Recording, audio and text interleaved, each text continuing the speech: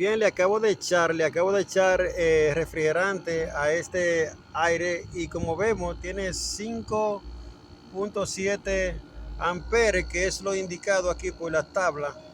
Ahí dice 5,7 y aquí me está midiendo en 125 psi, que es lo correcto. Y aquí está el refrigerante 400 watts, todo está correcto. Ahora desconecto y punto.